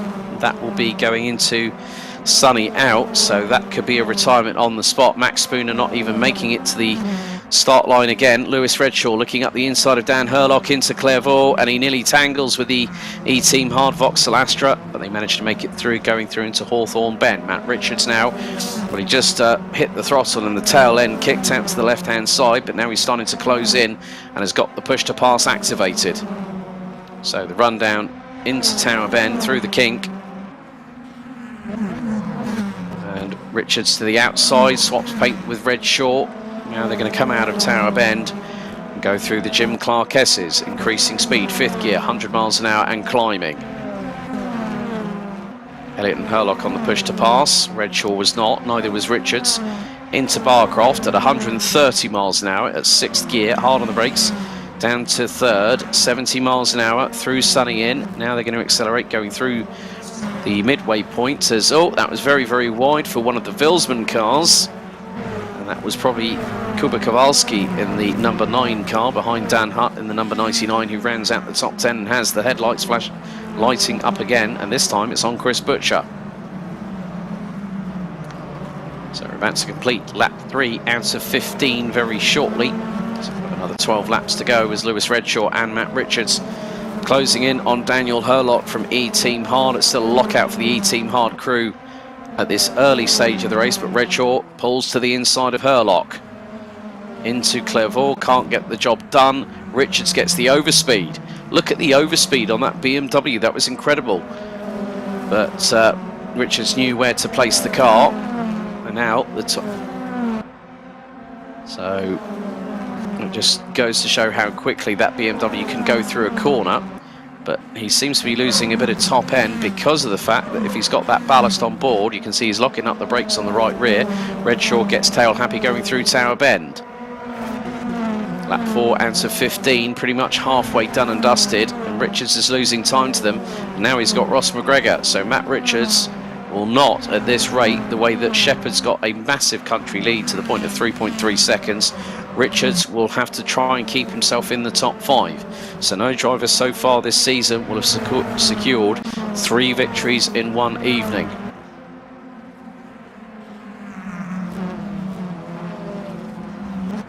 So if it had been that Daniel Herlock had gotten that reverse grid pole, it might have been a bit easier for Matt Richards. But whilst the three in front are battling, it's bringing Richards back into the mix, and Richards gets the inside line on Redshaw, and again Redshaw able to use the power, the traction of that Infiniti Q50 coming out of the hairpin to keep in front of the BMW. Lap 5 out of 15. It's nearly side by side between Elliott and Herlock, and they go side by side through Clairvaux. They both run wide. That's going to open the doors open. That's the doors open. Elliott's going to lose one place to Redshaw. Will he lose one to Richards? He nearly will do. As they come out of the chicane, the two are side by side. Richards runs wide, the dust kicks up. Richards is going to have the inside line going through into Tower Bend very shortly. So not for the want of trying. Richards, Richards and Elliott's have tangled. Redshaw's now being turned around, and Elliott has just been passed by McGregor and quite a few other drivers as well, but Redshaw's having to hold on to the brakes, and Jakub Kowalski's lost the back end. The Infiniti 100 degrees the wrong way, pointing around the other side of the circuit, and Johannes Lepit has absolutely flown up the order. He was in 10th position. He was in 10th for race 2, and now he's in the top 6. So Johannes Lepit is having an absolute blinder for TR powered by Geeks Energy. But then you see all this battle. Richards is involved again with more incidents, and now he's ahead of Daniel Herlock. Elliott's down to 5th, Lepit's in 6th and closing in on the 66. Richards goes wide through that part of the complex. Herlock looking to the outside. McGregor's looking to the inside. On the number 87, he's going to make it 3 abreast, is he? No, he doesn't, because Herlock backs out of it. Richards now in 2nd position, but now Shepherd. Now the chase is on. Richards has got a target on his back, and it's bloody huge right now. There's 2 incidents I think he's been involved in, and it's nearly 3 abreast as McGregor and Herlock go into battle going into Clairvaux over 3rd place. Well, dramas and then some in this 3rd and final race here at Croft. My goodness me. Matt Richards now I think might have the bee in his bonnet and probably has got the bit between his teeth, because he's going to try and chase down Richards, but Richards has put in the fastest lap of the race, and last time around that was nearly a second quicker than the guy in 2nd position, but Richards is not able to power away from McGregor and Herlock. You can just see that BMW just struggling a little bit in the straight line. In the twisty stuff it's mustard, but in the straight line you can see how quickly McGregor and Herlock, and now Elliott's coming back into this. I said about Chinese fireworks earlier on, folks. I think that has now been ignited, and royally ignited, and now Matt Richards is leading a train. So Ross McGregor, as we've got a yellow out in sector number 2, someone going very, very slowly indeed. I think that might be Chris Cobbett. But there is a car stationary. That is Sam Dowman that I've just seen. Sam Dowman in the Vilsman racing car. That is the number 8. It's actually parked up. That was coming through into Barcroft. So we're on to lap number 7 out of 15. Oh dearie me, the big barn doors of Chinese fireworks were opened and lit aflame, and Matt Richards might have been the instigator. I don't think he's going to be flavour of the month after that one, or those 2. But Ross McGregor is going to be filled with Scottish vigour right now, because he will want to close in on that BMW. But I've now just checked out what's happened in front. Chris Shepherd's previous lap, 1 minute 26.1. Matt Richards 1 minute 26.2. So not much in between them. The gap has gone under 6 seconds, but Matt Richards is fighting against what I think will be a losing battle, because we are on our 7th lap out of 15. If he can pull away from McGregor, which he has done to the tune of a second, the amount of times that Richards can use that push to pass, it will help him pull away from McGregor, who's now embroiled in this battle again over 3rd position with Herlock, who's right up his exhaust pipes as they go through into the complex once again. We're about to complete lap number 7, while Chris Shepherd will be very shortly as he makes his way through into the hairpin. That gap now is still 5.9 seconds. At one point it was about 7 seconds. So Matt Richards is trying to do his damnedest to pull in Chris Shepherd and see if he can go for a 3rd race victory. Gap now down to 5.6. Matt Richards again in the 1 minute 26.2s. But it is Chris Shepherd that holds the fastest lap of this race, 1 minute 25.553. Richards has just pumped in his best effort, 1 minute 25.792. Which is just over 0.2 of a second slower in terms of the fastest lap of this race. But Look at the gap that Richards has pulled over McGregor. It's over 1.2 seconds. Closing into the braking zones, the pendulum will swing in the favour of the Scotsman. Johannes Leopard in the meantime. This could be the best effort, I think, maybe this season so far for TR powered by Geeks Energy. Number 40, Subaru Levorg GT, a car that really didn't get a lot of loving in terms of the British Touring Car Championship. It was around for a couple of years with Plato, Turkington, amongst others, having driven that car, but still to see it in this championship, it's something a bit different. Reminds me of the old boxy Volvo Volvo 850s. You might remember the T5 was once used as a saloon car, and then the good old boxy estate made sure it had an impact with the likes of Rickard Rydell, amongst others, in years gone past, especially in the early to mid 1990s. Shepherd still has nearly a 6-second advantage over Matt Richards, but we are very much heading on to lap number 9 out of 15. Yellow out in sector number 2 again. This time looks to be Chris Cobbett down in 18th position. The number 44 Vulcan Motors racing car. It's Callum Wilson trying to go side by side. That is with, looks to be John Munro, and Callum Wilson bumping over the curbs like a charlatan. Still keeps it pinned as they go through the chicane. Munro slots in front, and Dan Hutt has got is waiting in the wings, got the ringside seat, and looking to pick up the pieces. And now Dan Hutt has still got his lights ablaze. Aidan Millward, could you please tell him off for doing that, because that's something you used to do back in the day when I still remember you racing in this championship. But never mind, that is a bit of a joke at Aidan's expense. But Dan Hutt really closing in on Callum Wilson for what is 10th position on the road. It's been a great showing from TR powered by Geeks Energy. They have built over the course of the season, and with Johannes Leopard in 6th, Dan Hutt now on the verge of possibly having a second top 10 finish this evening. It'll be a good showing for the drivers. As Jakub Kowalski is out of this race, so down to what will be 17 drivers we will go very, very shortly.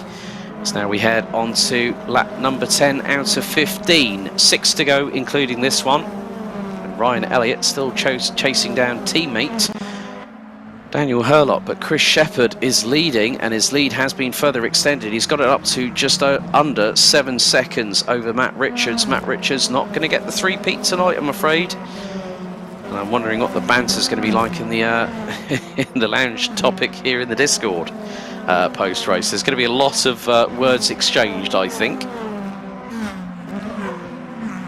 You can see that Shepherd already using the push to pass. He's currently going through out of Tower Bend and heading into the Jim Clark S's. Callum Wilson still battling away with the likes of John Munro and Chris Butcher as they make their way through into the next left-hander. They're going to fire it through into Barcroft and into Sonny in. Munro to the outside, and he goes and gets a tank slapper, and he collects Butcher at the process. And Butcher's already into the hay bales. John Munro tried to do his best and just lost it big time. And that's the first time on the R Factor 2 platform that I've seen someone go through the hay bales, and that was Chris Butcher of all people. Well, again, another one I think for the race stewards to investigate post-race, post-evening that is. So the thrills and spills, folks, here at VMO TCUK 2022, they keep on coming. So down to 17 drivers. Shepherd now has a comfortable 7.2 advantage. There is no way on God's green earth that Matt Richards, with the amount of ballast that he's got after 2 victories, and there is the race leader on his 12th lap.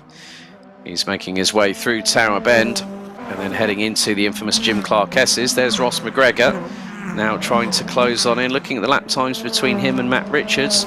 McGregor last time was the best part of just over 0.4 of a second adrift, but if he can start reeling in Richards, if the BMW's tyres start to struggle in the last few laps of this race, where we are on lap number 11 out of 15, so 5 to go including this one, I think McGregor could be in a very, very good place indeed to secure a good way. But it hasn't been that good for the rest of the brood, because Munro is in 11th ahead of current defending champion Dan Kells. So I think there will be a little bit of licking of wounds for Zancho Simsport, but Ryan Elliott and Dan Herlock doing a good job. All three E-Team hard cars in the top 5 thus far, but they have got a couple of cars closing in. Tom Stevens in 7th, Johannes Lepit in the Subaru for TR with powered by Geeks Energy, just behind in 6th. That could be a very, very interesting recipe, not for disaster, but for some good racing over the next 4 laps, as we have lap 12 very much underway as the race leader is making his way through Tower Bend, or making his way through Hawthorns, I should say, and now has exited the chicane as some of the others do so now. And right, oh, there's a bit of a moment there for Lewis Redshaw. That's coming out of Clairvaux, and that was with John Munro just up ahead. He's got Cam Brewster. It's not been an easy one for Drake Racing either. There's Ben Willis at the moment. Now, where is he? He didn't actually take to the grid this evening. He was due to start behind Kyle Benson. So no Ben Willis, so Drake Racing down to 2 drivers for the final race of the evening. Johannes Lepit has done a great job. Also Dan Hutt now in 9th as a result of that clash between Chris Butcher and John Munro. Allowed the likes of Callum Wilson, who's now up into 8th position, to get on through. The laps are counting down, and Shepherd, all he has to do is just keep doing what he's doing. Not miss any apex, not miss any braking zone, power out of the corners correctly, don't have any snap understeer or steering induced snap oversteer, which can sometimes happen depending on how hard you're pushing those tyres. And looking at the amount of people that were on options, well, Chris Shepherd saved the best to last, and that was the right decision in my honest opinion. He was on the prime tyre for the first 2 races, and he finished P8 in the second race and DNF'd in race number 1. So he will become another new race winner this season. There'll be multiple drivers with race wins. Chris Shepherd will be very, very happy as he makes his way through into what will be the Jim Clark S's, and then he's going to make his way into Barcroft at about 6th gear, 125, 130 miles an hour. As the rest of the field make their way through Barcroft as I speak. Into sunny in, into sunny out. It's been a tough one for quite a few drivers. Butcher now rounding out the top 10. I'm sure that he might not have the... well, I mean, Chris is a nice guy, but he can I mean, when there's frustration, there's adrenaline straight after a race, drivers will be emotional. That's 100% case in point. But Chris Shepherd now starts the 13th lap, so 3 to go. Ryan Elliott still trying to get past Herlock, but I think they're probably just securing more points towards the championship. You know, they're battling away with Zancho Simsport and THR. The highest placed Zancho Simsport car is Ross McGregor in 3rd place. The highest placed THR car at the moment is Tom Stevens in 7th. So having the cars in 1st, 4th and 5th is a pretty good points haul. I think they're just running in formation. That is a little bit of a strategy call, and that's probably not a bad one.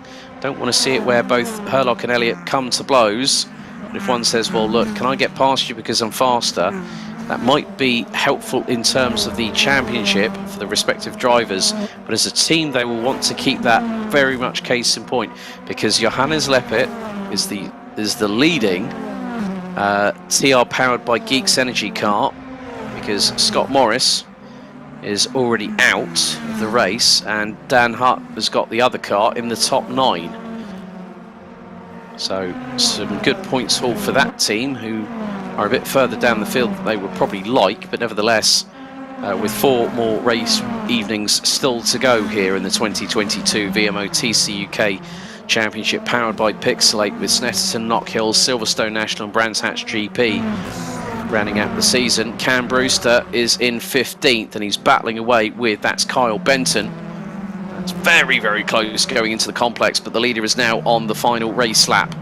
Chris Shepherd got the opportunity of a reverse grid pole position, and that's exactly the chance that he needed.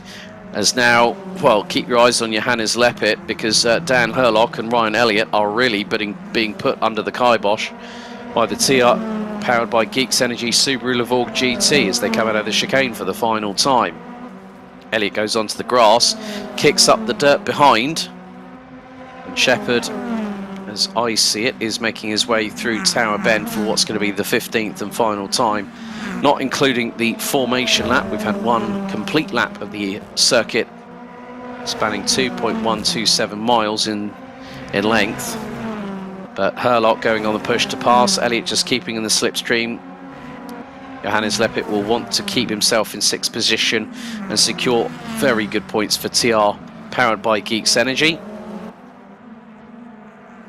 There is your race leader, soon to become our second race winner of the evening. It was race 1 and 2 for Matt Richards, but E-Team Hard secures a race victory here at Croft as out of the hairpin, Chris Shepherd in the number 11, having started from reverse grid pole, takes the race 3 victory. It's going to be by a country mile ahead of Matt Richards, who will take second after 2 wins here tonight.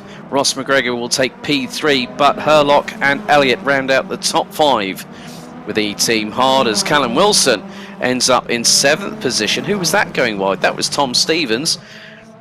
And that was behind, well, Dan Hutt has made it 2 TR powered by Geeks Energy cars in the top 8, having finished behind Callum Wilson.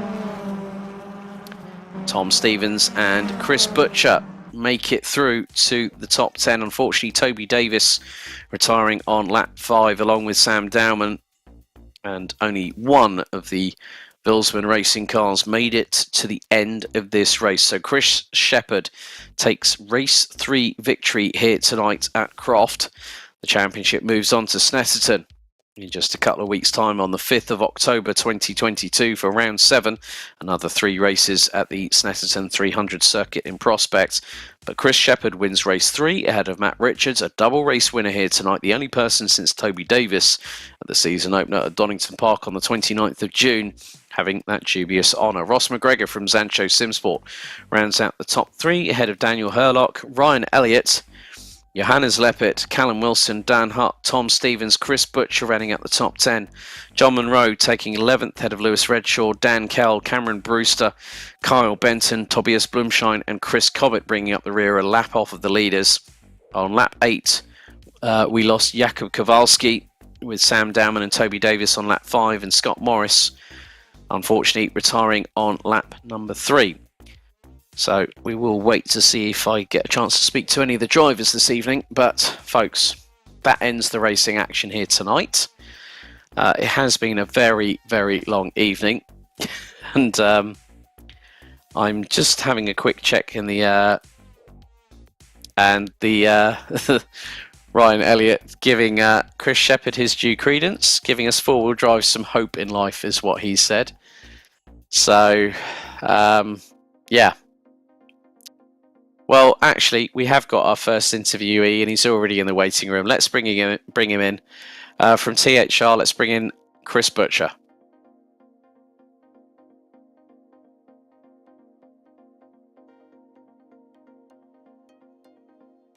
Evening, Chris.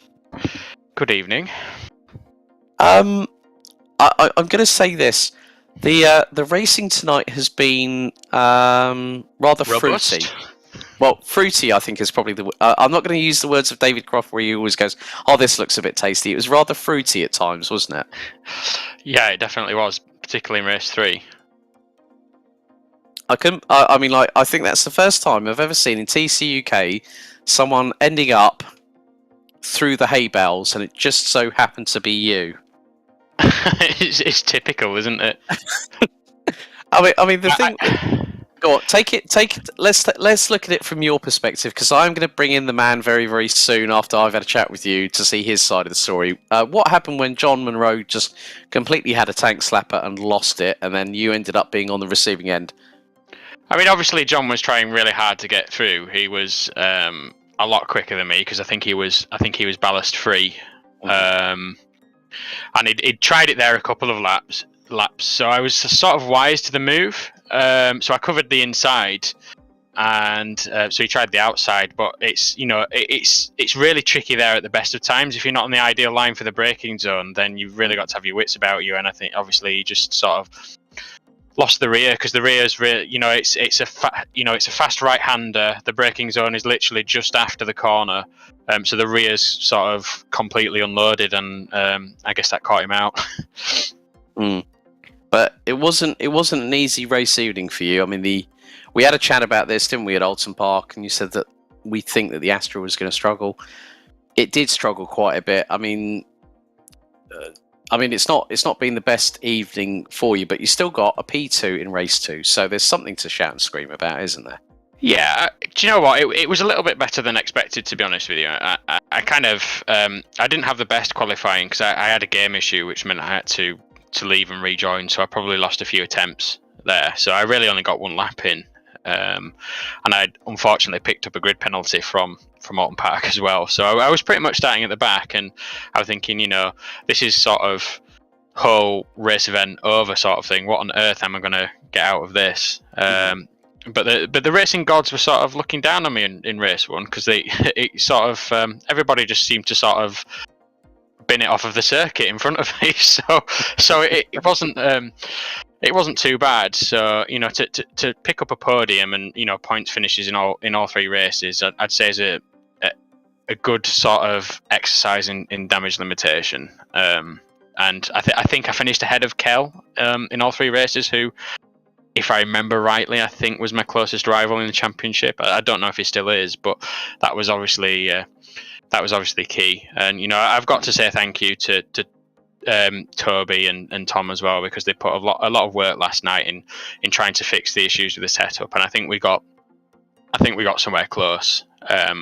Just sad that they also had a tough event, really, because I don't think we deserve that. I think we had a lot of pace.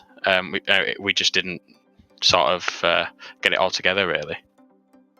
Well, Chris, of course, Snetterton 300 next on the calendar in a couple of weeks' time.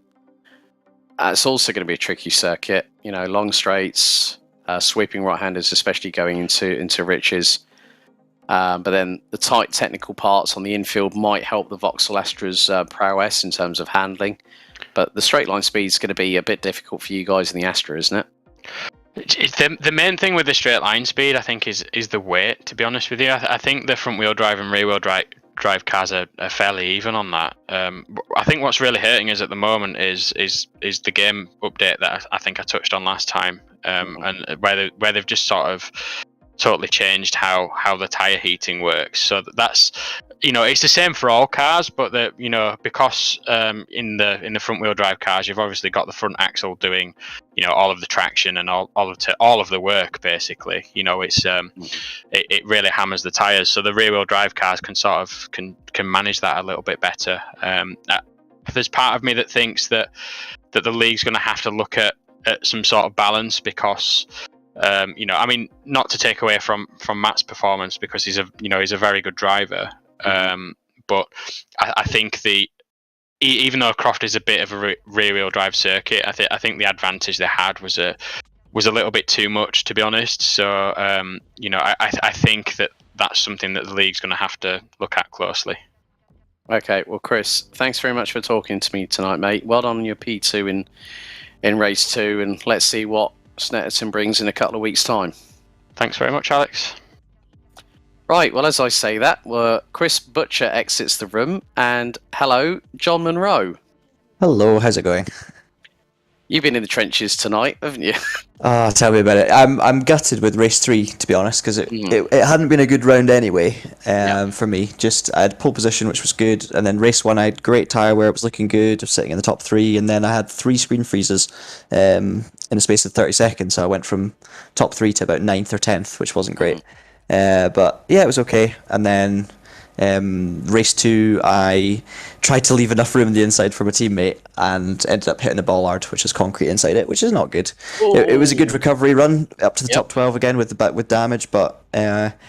And then race 3, I just completely messed up with Chris. Unfortunately, I was having a good battle with him, trying to pick my way through. I stalled off the line as well, so that wasn't good. And then, battling with Chris for 8th or 9th, I think it was, and I just made a stupid move. I tried to kind of put him off by holding around the outside of a corner where you really can't overtake. It was just in the moment, and then I've touched the grass, spun around, and taken Chris out, and it was afterwards so straight away I kind of waited, let him go through, and then it didn't hit me till after that he's obviously in a championship fight as well. So really, really, really not good on my part, but it happens sometimes. I'm going to use a word that our good learned friend, Mr. David Christie, who's currently in South Africa at the moment, that you inadvertently yeeted Chris Butcher into the hay bales. I did, yeah. I was just like thinking of all the people, the two people that had to happen between. I thought, well, first off, Chris always gets involved inadvertently, and then I thought, what on earth happened there? And because I just saw the back end of the focus just go all over the shop, and I thought, oh, he's got this really crossed up, and this is going to end up bad. And all of a sudden, I see the kick up of hail and the hay, and the bales are everywhere, and Chris is just like he just walks back into the set. I was just like thinking, comedy moment in touring cars, and it has to happen here at Croft on TCUK. Not comedy for Chris, sadly. And we've been racing together for years, and we've always had some great battles. But Chris seems to be for some reason when I'm racing Chris, I think that over my 10-year sim racing life, racing with him, it always seems to be Chris that gets the worst of my driving. I'm generally a fairly clean driver, and I have lots of good battles. But I swear that the times where it's gone wrong, more than half the time it's been Chris involved in the other end. So yeah, it's not good, but. We move on, and thankfully, at the end of the day, we didn't lose huge amounts of positions. It was maybe 2 or 3 places, and it's not the end of the world. But yeah, not the way I wanted it to go. Well, John, hopefully things will be a lot better for you next time out at Snetterton in a couple of weeks' time, mate. Thanks for talking to me, and have a good evening. Thanks very much. See you later. Bye. So, with John Monroe, big thank you to him. But the Flying Scotsman this evening, the returning Ross McGregor. Ross, long time, buddy. Hey, Alex. How are you? Not bad. You were definitely putting some moves on the Croft dance floor out there. Fifth in race 1, and then P3 in race 3. Well done, buddy. Thank you very much. It went okay. Race 1. Race 2, I was in a kind of podium position, going for 3rd or 2nd or something like that. Mm-hmm. And then unfortunately, Ryan Elliott tried to cut back on the exit of Tower and just punted me into the barriers as he was cutting back. So that was unfortunate. It kind of ruined my race after that. And then obviously 18th in the grid for race 3. I didn't think I was going to go much further forward than that. And the ways parted at the turn 1, turn 2, turn 3. So oh my god, yes. I was going to say, I mean, you had the ringside seat. I mean, literally, I saw a sea of Zancho and THR literally getting harpooned everywhere. So I'm thinking, hopefully someone's got through that, and then all of a sudden I've seen you literally jump up the order like a rat up a drain pipe, buddy. Yeah, so I climbed about 11 positions in the space of 1 sector. So it was a good start, and after that, just kind of got my head down and tried to move forward. Eventually caught Matt Richards and tried to stay on his tail for as long as I could. But the last 2 or 3 laps, my tyres were dead, and I think he had a bit more boost in hand. So, but yeah, it's 3rd place. I would never have thought that I could get 3rd place starting 18th. So yeah, quite happy with that. It's a bit of an up point, to end the kind of the fictional weekend. And I think we might have closed the gap on THR in the teams championship. So fingers crossed we're a wee bit closer. Well done tonight, mate. It's good to catch up. But yeah, have a good one next time out at Stet. Cheers, Alex. Bye. And, well, for our final interview, the first person since Toby Davis at the opening round at Donington Park picking up the first 2 race victories of the evening and a 2nd in race 3. Well done, Matt Richards. Good job, buddy. How are you? Not too bad. That's a bit of a better showing than some of the previous rounds I've had. Yeah, considering you were otherwise engaged last time out at Alton. I know that with any sim racer, there's a lot of things going on with other championships and everything like that. But that BMW was on point. Like literally, you got away from John in the first race. Won both races comfortably, and then all of a sudden, I mean, from your perspective, we saw that massive incident. I think going through the chicane. through turn 2 on the opening lap. What happened from your perspective? Because I couldn't really make out what was happening. I saw like Sancho to the left, THR to the right, and then there's an Aerostream Motorsport BMW right in the middle. What happened? To be honest, it's a bit of a blur. I got an okay launch, not one of the best ones that I've had. Just about made it through turn 1 safely. I managed to clear cam, so I had a nice sort of tight line for turn 1. And I think it might have been Dan next to me just got a little bit too far to the left and just clipped one of those bollards, and that caused some of the chaos, and I just saw a bit of a mess in my mirror. So I was a bit thankful to get away from that quite cleanly. But yeah, it wasn't too bad. It was actually considering I only started doing laps today, around 5:30 when I got home. I'm pretty happy with the with the outcome of that one, really. And also, this helps extend your lead in the Independence Championship, the Independence title, going through into the next round at SNET. Will we see you back for that one, buddy? Yeah, hopefully, yeah. And to be honest, with the points that I picked up, I know that Chris had a difficult race 1 and 3. I know that Luke wasn't here. I know that Dan struggled this evening, and Dan Herlock, although he scored well, he didn't quite score as well as I did. So it should hopefully put me back into the main championship fight, and just sort of see how I end up from there. Well, Matt, well done tonight, mate. It's good to catch up. It's been a long time. I think the last time we caught up actually in person was, what was it, the VCO Race Spot Summit at Simply, wasn't it, I think? Oh, probably earlier than that, I think. Probably Srez at some point. Probably. More than likely. At least a lot earlier in the year than now. Definitely. But well done tonight, mate. Congratulations. And hopefully we'll chat again soon. Hope so. Hopefully a few more wins on the card. Indeed. Big thank you there to Aerostream Motorsports, Matt Richards. That rounds up the interview part of this show, but also it rounds out the broadcast. A big thank you to everyone watching. A big thank you to the man behind the cameras, Mr. Steve Proudley. I've been Alex Goldschmidt. This has been round 6 of VMO TCUK 2022, powered by Pixlate. Stay tuned for the next round in 2 weeks as we head to the east of England as the Norfolk countryside and Snetterton 300 awaits. Until then, goodbye for now.